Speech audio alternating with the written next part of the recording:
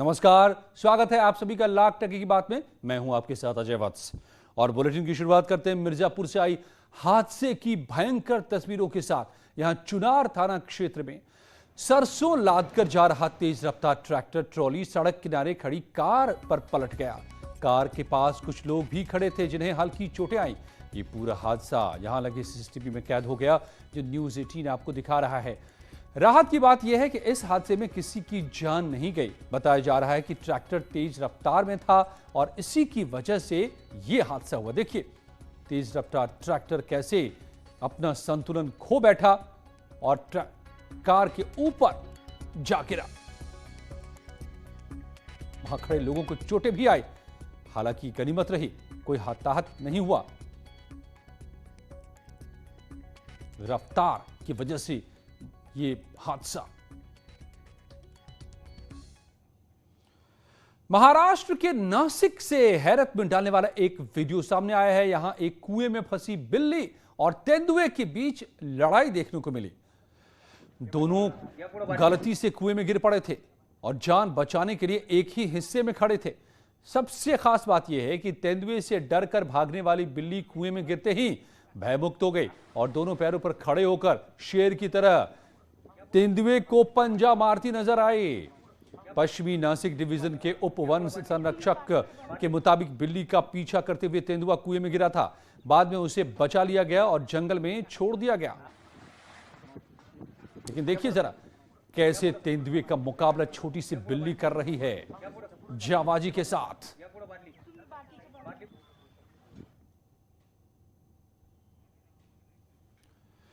BSP का प्रबुद्ध सम्मेलन कल यानी कि मंगलवार को समाप्त होगा। सम्मेलन की समाप्ति के लिए बीएसपी ने लखनऊ में भव्य कार्यक्रम रखा है और इसका भी नाम प्रबुद्ध सम्मेलन दिया गया है। कल समापन समारोह में जो प्रबुद्ध सम्मेलन होगा उसमें बीएसपी अध्यक्ष मायावती भी शिरकत करेंगी। इसे लेकर लखनऊ में तैयारियां जोरों पर हैं। शहर को पोस्टर्स और बैनर्स से पाट दिया गया है। सभी बड़े चौराहों पर बीएसपी के ही पोस्टर दिख रहे हैं। विधानसभा चुनावों से पहले बसपा सुप्रीमो मायावती कल लखनऊ में विचार गोष्ठी के जरिए राजनीतिक बिगुल फूंकने जा रही हैं। विधानसभा चुनावों से पहले बसपा सुप्रीमो मायावती का कल का सबसे बड़ा कार्यक्रम बताया जा रहा है। कहा यह भी जा रहा है कि बसपा सुप्रीमो मायावती विचार गोष्ठी के जरिए ही कार्यकर्ताओं की नब्ज टटोलने की कोशिश करेंगी। पार्टी के 12 मॉल एवेन्यू ऑफिस पर बहन कुमारी मायावती कल दोपहर 12 बजे अपने कार्यकर्ताओं और जनता से सीधे मुखातिब होंगी। और चूंकि यह कार्यक्रम बहुजन समाज पार्टी का बहुत बड़ा कार्यक्रम है, लिहाजा लखनऊ भर में पूरे शहर को होर्डिंग बैनर से पाट दिया गया है, मानो पूरा आकाश बसपा के नीले रंग से रंगा नजर आ रहा हो। अभी कुछ दिनों पहले ही बसपा महासचिव सतीश चंद्र मिश्रा भी अपनी विचार प्रबुद्ध संगोष्ठी को खत्म करके पूरे उत्तर प्रदेश के दौरे से वापस लौटे हैं। बसपा भी जनता की नब्ज टटोल रही है और विधानसभा चुनावों से पहले बसपा सुप्रीमो मायावती अपने इस कार्यक्रम के जरिए सीधे चुनावी मैदान में उतर रही हैं। कैमरा पर्सन मनोज शाही के साथ मोहम्मद शबाब, न्यूज़ 18 लखनऊ। और 23 जुलाई से बीएसपी ने ब्राह्मण सम्मेलन की शुरुआत की थी। पॉलिटिकल आलोचनाओं की वजह से मायावती ने ब्राह्मण सम्मेलन को प्रबुद्ध सम्मेलन नाम दे दिया था, लेकिन उनका पूरा कार्यक्रम ब्राह्मणों पर केंद्रित था। बीएसपी महासचिव सतीश मिश्र प्रबुद्ध सम्मेलन को लीड कर रहे थे। अयोध्या में जय श्री राम के नारों के साथ शुरू हुआ सम्मेलन मथुरा में पहुंचा तो कृष्ण और परशुराम के नाम की भी नारेबाजी हुई और ये पूरा सम्मेलन 4 फेज में था। प्रबुद्ध सम्मेलन के जरिए बीएसपी की पूरी कवायद है ब्राह्मण वोट बैंक को अपने पाले में करने का। कितने ब्राह्मणों को बीएसपी अपने साथ जोड़ पाएगी ये तो वक्त बताएगा, मगर यूपी की सियासत में ब्राह्मण वोटर तादाद में लगभग 12 से 13% हैं, मगर वो यूपी में किंग मेकर माने जाते हैं। कानपुर, चंदौली, देवरिया, बलरामपुर, बस्ती, संत कबीर नगर, गोरखपुर, जौनपुर, वाराणसी, महाराजगंज, अमेठी और प्रयागराज ये वो जिले हैं जहां ब्राह्मण ठीक ठाक तादाद में हैं।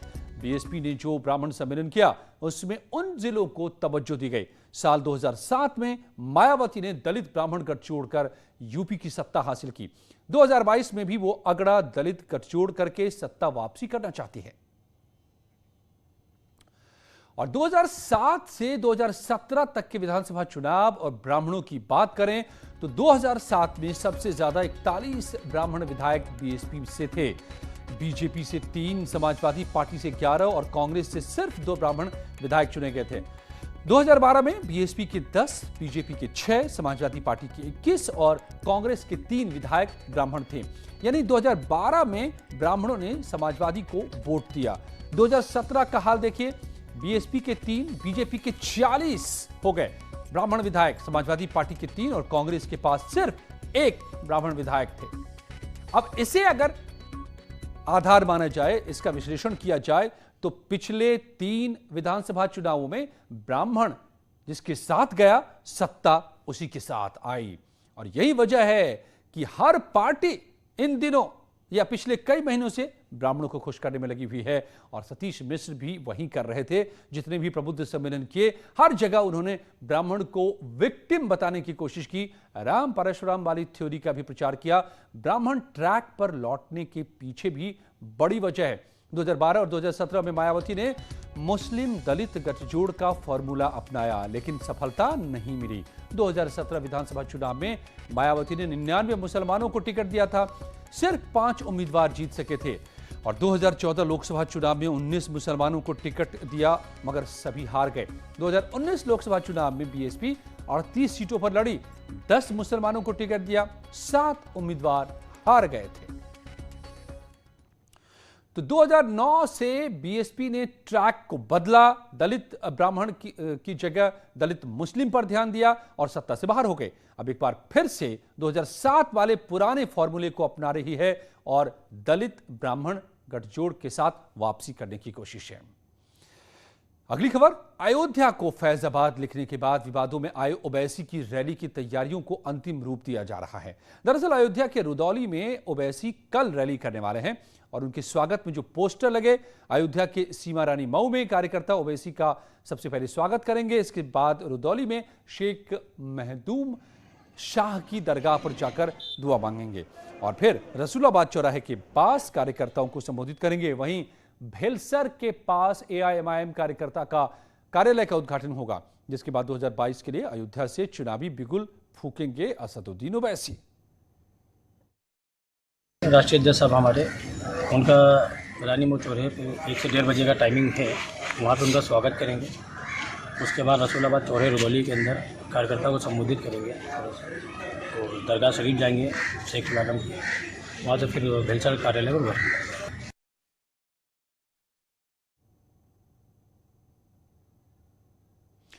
तो अयोध्या से क्यों शुरू करने जा रहे हैं असदुद्दीन ओवैसी अपने इस अभियान की, और वो भी फैजाबाद बता करके? इसको समझना ज्यादा मुश्किल नहीं है। मस्जिद की बात भी उन्होंने अपने ट्वीट के जरिए बता दी है पिछले दिनों में कि माहौल को गरमाने की पूरी कोशिश है। ओवैसी की एआईएमआईएम की हिंदू मुसलमान करने की कोशिश है और मस्जिद और मंदिर की जो लड़ाई अब खत्म हो चुकी है अदालत के फैसले के बाद, उसको फिर से एक बार जिंदा करने की कोशिश है और इसीलिए अयोध्या से शुरुआत है। आपको बताते हैं कि अयोध्या में ओवैसी का जो कल का पूरा कार्यक्रम क्या रहेगा। 2 बजे ओवैसी रुदौली पहुंचेंगे, शेख मखदूम शाह की दरगाह जाएंगे, दरगाह पर जियारत करेंगे और ओवैसी रसूलाबाद चौराहे पर कार्यकर्ताओं को संबोधित करेंगे। भेलसर में एआईएमआईएम कार्यालय का उद्घाटन भी करेंगे। अयोध्या के रुदौली से चुनाव अभियान की शुरुआत, कार्यकर्ताओं से मुलाकात करेंगे। ओवैसी संगठन के पदाधिकारियों से 2022 की रणनीति पर चर्चा करेंगे और रुदौली में वंचित शोषित सम्मेलन करेंगे। अयोध्या के रुदौली से चुनाव अभियान की दरअसल शुरुआत करने जा रहे हैं असदुद्दीन ओवैसी। और ओवैसी के अयोध्या दौरे से पहले पोस्टर पॉलिटिक्स चरम पर है। आपको बताएं कि पूरा विवाद ये क्या है। ओवैसी के दौरे से पहले एआईएमआईएम के पोस्टर लगाए गए थे। पोस्टर में अयोध्या की जगह फैजाबाद लिखा गया था। अयोध्या का नाम पहले ही अयोध्या हो चुका है। एआईएमआईएम के पोस्टर पर बीजेपी ने निशाना साधा। बाद में एआईएमआईएम के पोस्टर बदल दिए गए। पोस्टर में फैजाबाद की जगह अयोध्या कर दिया गया, लेकिन अब भी रुदौली में 2 तरह के पोस्टर लगे हुए हैं। एक पोस्टर पर रुदौली अयोध्या लिखा है तो दूसरे पोस्टर पर रुदौली शरीफ लिखा है। पोस्टर को लेकर के बीजेपी के निशाने पर हैं ओवैसी।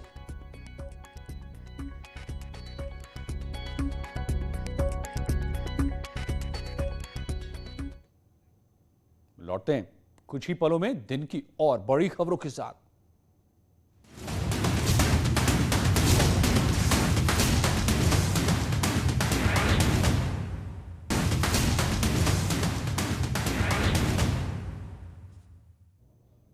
और बड़ी खबर और अच्छी खबर, भारत ने ओवल टेस्ट जीत लिया है। इंग्लैंड को 157 रन से हरा दिया। 2-1 से आगे हो गई टीम इंडिया। तो भारत ने चौथा टेस्ट मैच जीत लिया है 2-1 से। इसी के साथ बढ़त बना ली है अपनी, बड़ी बढ़त और ये बड़ी जीत। ओवल टेस्ट को जीतकर भारत ने एक बड़ी फतह हासिल की है इंग्लैंड के खिलाफ। इंग्लैंड में ही सीरीज में अपनी बढ़त बनाने की।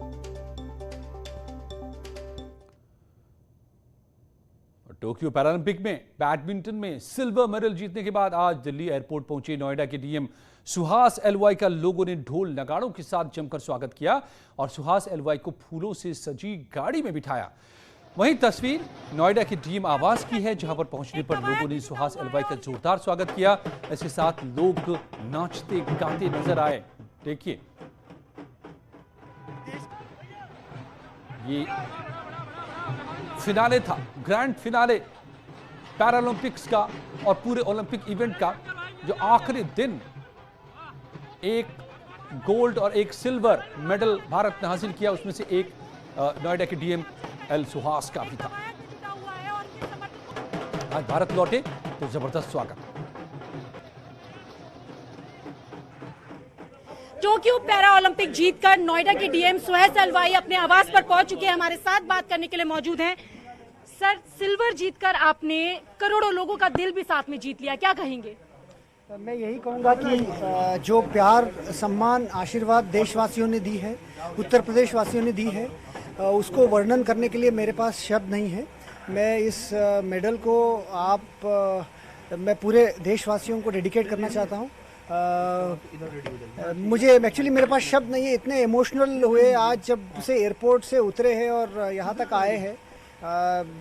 इतना प्यार मिला है तो उसको बताने के लिए मेरे पास आई डोंट हैव वर्ड्स। तो मैं आपको हाथ जोड़ के सबको, पूरे देशवासियों को बहुत बेस्ट विशेस रहेंगे। Thank you. आपने देखा, ये थे हमारे साथ बात करने के लिए नोएडा डीएम सुहास एलवाई, जिनका कहना है कि कोई भी काम मुश्किल नहीं होता, अगर ठान लिया जाए तो उसे पूरा किया जा सकता है। और लाखों लोगों की दुआएं हैं कि वो आज भारत के लिए सिल्वर लौट कर जीते हैं। कैमरा पर्सन गौरव गिरी के साथ रचना, न्यूज़ 18 नोएडा। वाकई बड़ी कामयाबी हासिल की है पैरालंपिक के एथलीट्स ने और सारे रिकॉर्ड तोड़ दिए। आप जरा समझिए कि सिर्फ अब तक इतिहास में 12 मेडल जीतने वाला भारत, एक ही इसी बार के पैरालंपिक्स में 19 मेडल जीते हैं हमारे इन एथलीट्स ने, जिसमें से एक नोएडा के डीएम भी हैं। और सीएम योगी के मीडिया सलाहकार मृत्युंजय कुमार ने मुजफ्फरनगर में हुए किसान पंचायत को लेकर के निशाना साधा है। मृत्युंजय कुमार ने अपने ट्वीट में लिखा है कि किसानों का हक पंजाब से लेकर छत्तीसगढ़ और झारखंड में मारा जा रहा है, लेकिन इनका मकसद क्या है? योगी को हराना, भाजपा को हराना। अभी दिल्ली को लगता है यह आंदोलन किसानों के समर्थन में है, तो वो अंधा है या फिर विपक्ष का बाशिंदा। इसके साथ ही मृत्युंजय कुमार ने एक वीडियो भी ट्वीट किया है।